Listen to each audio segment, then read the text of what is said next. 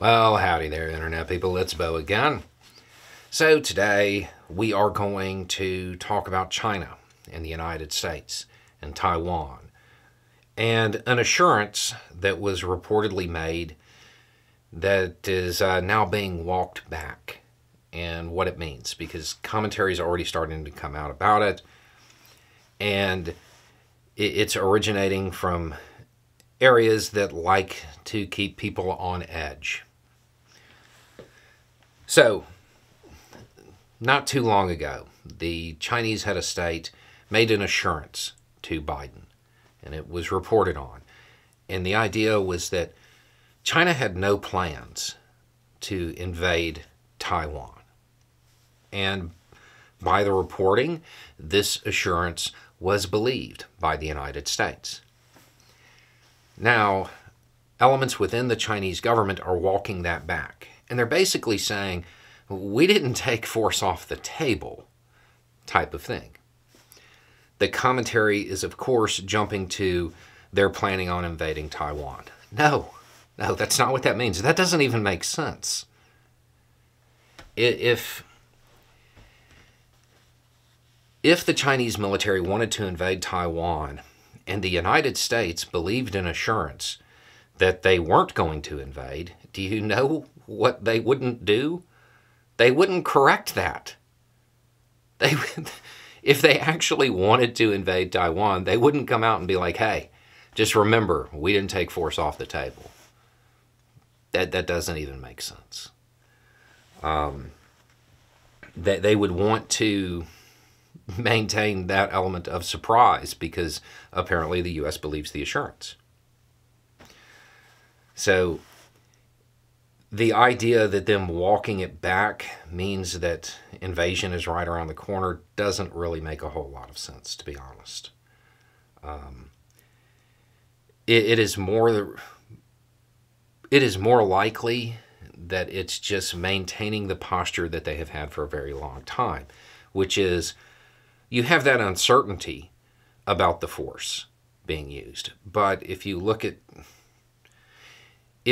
China's posture, they've been pretty clear about the idea that they want the island back, but they want, I think there's a term for it, like reunification via peace or something along those lines. They don't want to fight for it. And the reason for that probably has to do with all the scenarios that get run over and over again by various militaries. And they work out the same way. If it's a country that is, quote, the West, that's running the scenario, almost always the West is capable of defeating China, but it's incredibly costly to do so. If it is a scenario run by the Chinese military, they are more often than not successful in taking the island, but it is incredibly costly to do so. And by costly, to be clear, I'm talking about like aircraft carriers at the bottom of the ocean level of costly. Something that major powers don't want.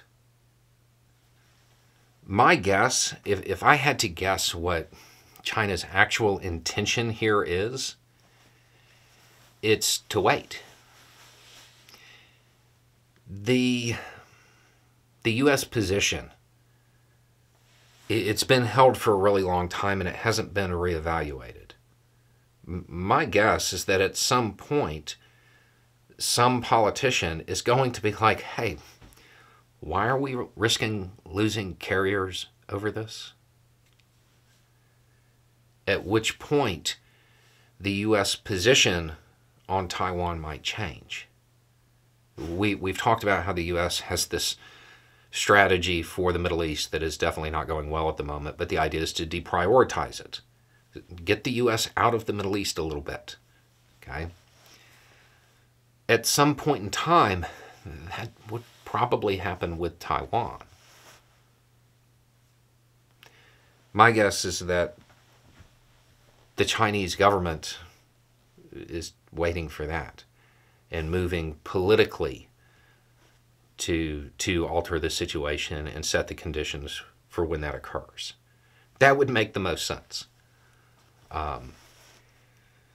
I mean, that doesn't mean that they're not going to, you know, but them walking back that statement a little bit doesn't indicate that invasion is imminent. It's just reasserting the formal position that has existed for a long time. So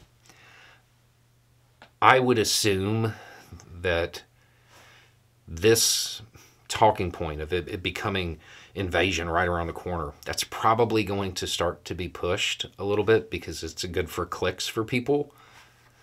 I wouldn't put a lot of stock in that. It doesn't fit with their overall posture, and they're not... Nothing that they have done recently indicates that that's really what they want to do.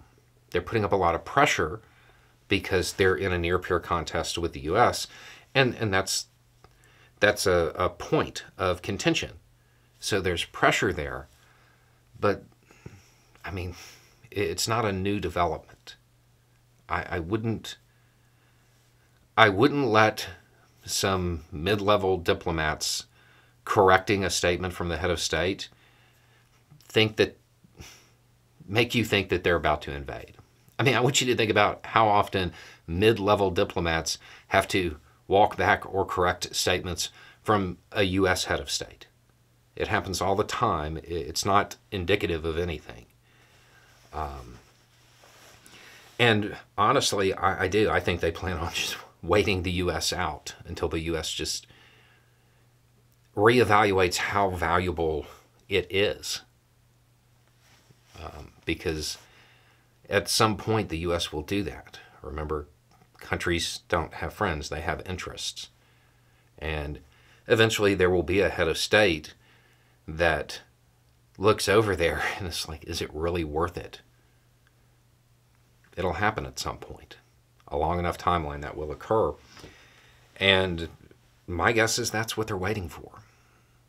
Because then there's not a giant cost associated with it.